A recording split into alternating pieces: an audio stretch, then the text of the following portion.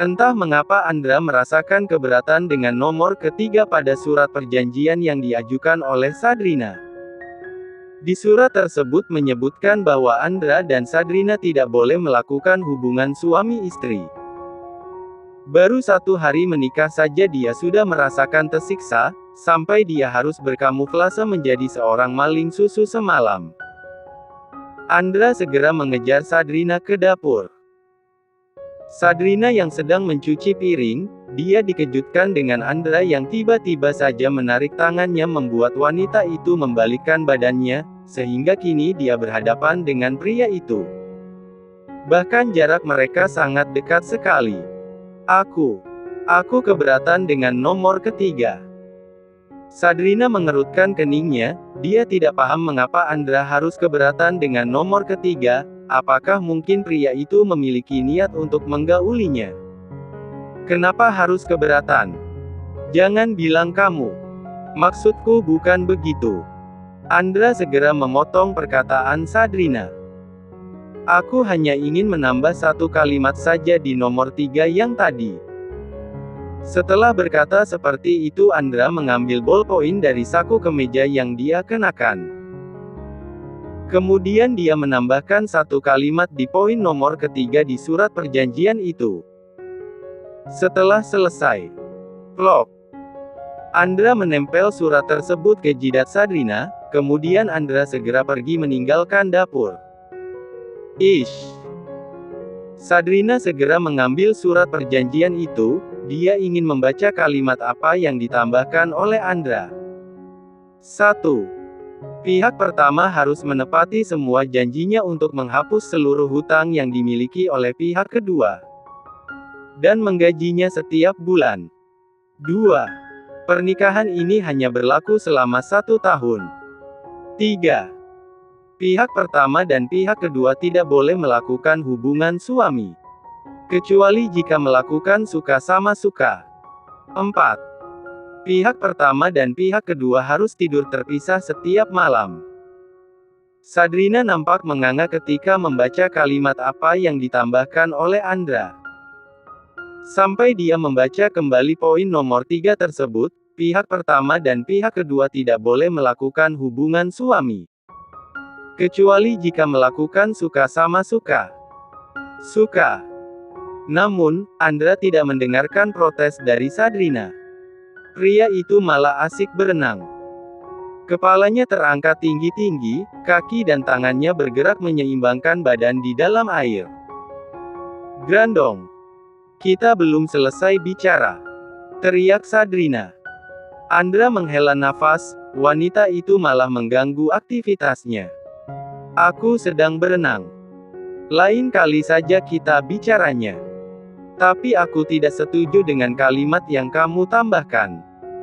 Mengapa kamu harus menambahkan kalimat itu? Tidak mungkin kita melakukannya suka sama suka. Sadrina masih saja mau memprotes dengan kalimat yang ditambahkan oleh Andra pada poin ketiga. Ambilkan handuk di meja. Tita Andra kepada Sadrina sembari menunjuk ke arah meja yang tak jauh dari kolam renang. Sadrina walaupun sangat kesal kepada Andra karena tidak menggubris protes darinya, tapi sebagai seorang istri plus pembantu, dia harus patuh. Sadrina segera mengambil handuk dari atas meja tersebut, kemudian dia berjalan kembali ke pinggiran kolam untuk memberikannya kepada Andra. Nih handuknya. Kita harus bicara tentang kalimat yang tadi. Bukannya Andra mengambil handuk yang ada di tangan Sadrina, dia malah menarik tangan Sadrina dengan kuat sehingga tubuh Sadrina tercebur ke dalam kolam renang. Membuatnya tersentak kaget. Biur. Sadrina sangat dibuat kesal oleh Andra karena pakaiannya kini telah basah kuyup. Dia memandangi Andra dengan tatapan kesalnya. Mengapa kamu selalu membuat aku? Sadrina tidak meneruskan perkataannya, dia dibuat terkejut dengan ulah Andra. Tiba-tiba pria itu merengkuh pinggangnya, membuat tubuh mereka menempel satu sama lain. Sangat terlihat begitu nyata betapa tampannya seorang Andra Struik dengan rambutnya yang basah, bahkan terlihat sangat jelas bagaimana six-pack-nya tubuh pria itu. Otot-otot tubuhnya yang kekar semakin terlihat seksi jika dalam keadaan basah seperti itu. Tubuhmu memang saat ini tidak menarik untukku. Tapi kamu harus tahu bahwa kita sudah sama-sama dewasa. Walaupun kita tidak saling mencintai, tapi aku rasa sah-sah saja jika kita melakukannya. Yang penting kita melakukannya suka sama suka, tanpa adanya paksaan. Andra berkata sambil mendekatkan wajahnya dengan wajah Sadrina. Entah mengapa Sadrina merasakan gugup sekali. Dengan perlakuan pria itu, dia menjauhkan jaraknya dari Andra, tapi Andra semakin mempererat pelukannya pada pinggang Sadrina. Tapi, aku rasa tidak mungkin. Dua orang manusia yang saling membenci dan tidak saling tertarik, tidak mungkin mereka bisa melakukan hubungan S3 kilodetik. Andra tersenyum smirk, kamu yakin? Aku akan membuktikannya. Aku akan membuat kamu memohon agar aku tidak berhenti menyentuh tubuhmu. Setelah berkata seperti itu, Andra langsung merempat bibir Sadrina. Sadrina terbelalak ketika mendapatkan serangan Chiefman dari Andra. Dia ingin mendorong tubuh pria itu, tapi tubuh Andra sangat kuat, bahkan Andra melf-4 bibirnya dengan sangat ben-4 sekali. Andra membopong Sadrina menuju ke kamar. Duk! Tapi kakinya Sadrina berhasil menendang lututnya Andra dengan keras, sampai yang lebih parah, kakinya Sadrina yang sedari tadi tidak bisa diam mengenai senjatanya Andra. Arggggh. Andra meringis kesakitan sambil memegang joninya yang terasa sangat ngilu, baru juga dia merasakan dirinya melayang karena senjata ingin masuk ke milik Sadrina, tapi kini Andra seakan merasa dihempaskan. Sadrina malah menendang sang Joni yang hampir saja mau melepaskannya ke perjakaannya. Sadrina segera menutup tubuhnya dengan selimut tebal, jangan sampai Andra menyerangnya lagi. Walaupun sebenarnya dia tidak dapat membohongi dirinya sendiri, apa yang Andra lakukan pada tubuhnya sangat membuatnya terhanyut dan lupa diri. Aku tidak mau melakukannya lagi. Jangan paksa aku lagi untuk melakukannya, itu tidak ada di dalam perjanjian kita. Protes Sadrina. Andra segera meraih batrobe, menutup tubuhnya dengan batrobe. Dia tersenyum kecut, pemaksaan. Padahal sudah jelas kamu yang memohon agar aku melanjutkannya, bahkan kamu Men 3SA, sangat menikmatinya. Apakah kamu ingin aku memperlihatkan rekaman CCTV di kamar ini? Sadrina menjadi salah tingkah, tidak mungkin dia mau melihat rekaman CCTV di kamar tersebut, dia pasti sangat malu jika harus melihat saat dirinya sangat menikmati sentuhannya Andra. Andra merasakan kepalanya sangat terasa pusing, dia tidak ingin menjadi gila kalau sampai hari ini gagal dalam rangka membobol gawang, sehingga dia harus membujuk kembali Sadrina. Andra berjalan mendekati Sadrina yang sedang berdiri di dekat ranjang, dia memegang kedua pundaknya Sadrina. Ayolah Sadrina, kita tidak perlu sama-sama munafik. Aku juga tahu kalau kamu menginginkannya. Kita bisa melakukannya selama kita masih menjadi suami istri. Aku tidak mau, rasanya sangat sakit. Lagi pula mengapa kamu ingin melakukannya denganku? Bukannya kamu bilang tubuh aku tidak menarik, dadaku kecil, dan bodiku mungil. Sadrina menolak bujuk rayunya Andra. Andra menghela nafas, jika dia bukan pria impoten, dia pun tidak perlu capek-capek memaksa Sadrina, apalagi memang Sadrina bukan kriterianya. Tapi mau bagaimana lagi, hanya wanita itu yang mampu membuat sang Joni bangun dan membuatnya berhasrat. Iya memang begitu kenyataannya, kamu memang bukan kriteria aku. Tapi saat ini aku harus menjaga image aku tidak mungkin melakukannya dengan wanita lain, karena status aku sudah menikah. Kita sudah sama-sama dewasa, jadi aku rasa tidak ada salahnya jika kita melakukannya walaupun di antara kita tidak saling mencintai. Andra memutuskan untuk tidak berkencan dengan wanita lain selama dia menikah dengan Sadrina, karena dia memang harus menjaga image-nya. Siapa tahu jika dia sering bercinta dengan Sadrina, impotennya bisa sembuh. Sehingga dia bisa melakukannya dengan wanita yang dia cintai suatu hari nanti. Sadrina menggelengkan kepalanya, "Enggak, aku gak mau. Rasanya benar-benar sakit." Andra sangat kesal dengan penolakan Sadrina, memang semua wanita akan merasakan seperti itu, pasti sakit di awal. Nanti juga akan menikmatinya. Apakah ada wanita yang mati gara-gara melakukan malam pertama? Gak ada kan? Tapi, Andra semakin mengikis jarak di antara mereka berdua, dia meletakkan jari telunjuknya pada bibir Sadrina agar wanita itu berhenti bicara. Kemudian Andra memeluk pinggang Sadrina, sehingga Sadrina dapat merasakan bagaimana sang jantan menusuk di balik batrobe yang Andra kenakan.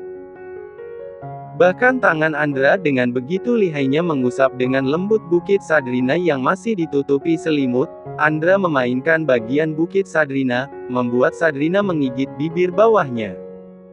"Kamu yakin tidak ingin melanjutkannya, Sadrina?" Tanya Andra dengan nafas tersengal-sengal, dia sudah tidak tahan ingin segera melepaskan H4 Stradian 4-nya kepada wanita itu. Ting! Tong! Namun, suara bel terdengar sangat jelas, sepertinya ada tamu yang datang ke mansionnya Andra. Sungguh sangat merusak suasana. Hal tersebut dijadikan kesempatan oleh Sadrina untuk menyelamatkan dirinya dari terkaman Andra. Sadrina segera mendorong tubuhnya Andra, "Sepertinya ada tamu yang datang, aku harus memakai pakaian dan membuka pintu." Tapi Sadrina tidak ingin mendengarkan protes dari Andra, apalagi suara bel tersebut terdengar berbunyi kembali. Sadrina segera pergi dari kamarnya Andra, dia sangat bernafas lega karena bel tersebut bagaikan pahlawan untuknya. Andra sangat merasa jengkel, sampai dia mengacak-acak rambutnya sendiri.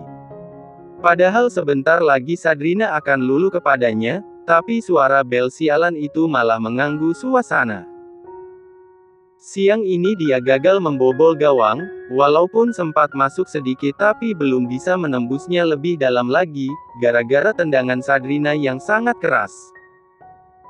Kini giliran Andra yang sangat merasa tersiksa, seakan dia menjadi korban permainannya sendiri. Andra semakin merasa pusing saat melihat kondisi mansionnya yang berantakan. Putranya Farel yang masih berusia 3 tahun itu memang sangat aktif, sehingga anak yang bernama Darren Gibson itu mengacak-acak barang apa saja yang ada di sekitarnya, membuat kondisi ruang tamu berantakan. Rupanya tamu yang mengganggu kesenangannya adalah Farel dan keluarganya. Sepertinya Farel ingin balas dendam kepada Andra yang sering mengganggunya ketika dia sedang melakukan adu mekanik dengan sang istri. Andra beberapa kali melirik ke arah jam dinding. Hari sudah mulai malam, tapi Farel, Renata, dan Darren belum pulang juga dari mansionnya. Padahal dia masih ingin melanjutkan kegiatan panasnya dengan Sadrina. Sadrina sedang sibuk belajar memasak bersama dengan Renata. Sementara Andra dan Farel kebagian menjaga Darren yang terus berlari ke sana kemari, membuat kepalanya Andra semakin pusing.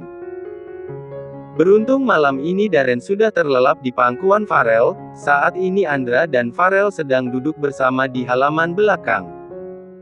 "Rel, Darren biar tidur di kamar aja. Banyak kamar kosong kok," ucap Andra sambil memandangi Darren yang sedang terlelap di pangkuannya Farel. "Gak usah, sebentar lagi gue dan Renata pulang kok." Kemudian Farel menggoda Andra, "Oh iya, bagaimana malam pertamanya? Lancar kan?" Johnny Lu bereaksi gak waktu melihat Sadrina memakai lingerie. Andra pura-pura kesal, padahal sebenarnya tubuh Sadrina sangat terlihat indah ketika memakai lingerie yang seksi itu. Wah lu rese, Rel. Ngapain coba lu memasukkan lingerie ke kopernya Sadrina? Farel malah terkekeh, tapi si Joni aman kan? Siapa tahu impoten lu sembuh sama Sadrina. Andra enggan menjawab, dia sangat malu jika seandainya Farel tahu bahwa sebenarnya sang Joni bisa bereaksi terhadap tubuhnya Sadrina. Farel pasti akan mentertawakannya.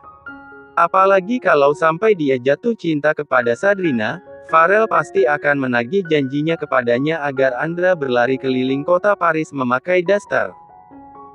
Andra rasa untuk hal itu sangat mustahil, walaupun dia berhasrat kepada Sadrina, tapi dia menjamin tidak akan pernah jatuh cinta kepada wanita itu. Tak lama kemudian Andra melihat Sadrina dan Renata datang menghampiri mereka, mereka berdua terlihat akrab sampai tertawa bersama. Sadrina berhenti tertawa ketika melihat Andra yang sedang menatap tajam ke arahnya sambil melotot. Pasti pria itu sangat kecewa karena kegiatan panas mereka belum tuntas. Sadrina tidak mau kalah, dia balik memelototi Andra.